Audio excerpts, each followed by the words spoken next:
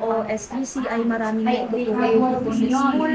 Isa na dyan yung raising funds, kung saan yung mga paghanap ng mga resources, nagagamit yan sa mga different school activities like Teacher's Day, sa mga year-end parties, school-based team building, and likewise, ganun din sa mga school projects, sa pag-improve ng mga school facilities.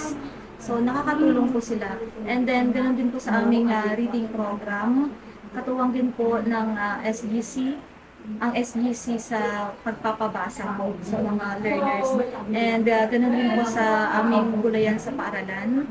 At saka every time din po na mayroong mga brigada, so nariyan po, katuwang po, nakikipagtulungan po ang SGC sa school. Kaya malaki po ang naitutulong ng SGC. Sa TikTok, As a school diba, sa government council YouTube, or officer, kung masasabi ano, kong why malaki, not, napakalaking tulong umpisahan sa mga natin ng estudyante. Dahil as catalyst of nag-i-implement kami change. ng iba't ibang projects na Para makakatulong maging sa mga mag-aaral advocacy din nila. natin And isa pa doon is ninyo yung naganap na bilang mga campus DELC journalists nung na sa kayo Adolf National High mauna. School dahil kami yung nag-organize Ma-instead na noon. kung And ano yung sa walang DELC kwenta ngayon, yung content na nakakuha kami ng mga pinapublish. Why pagkakaibigan not something and that's, nakakuha kami you ng know, maraming informative, lessons na magagamit din something namin sa that's pag-ibig namin sa life-changing. future pa natin.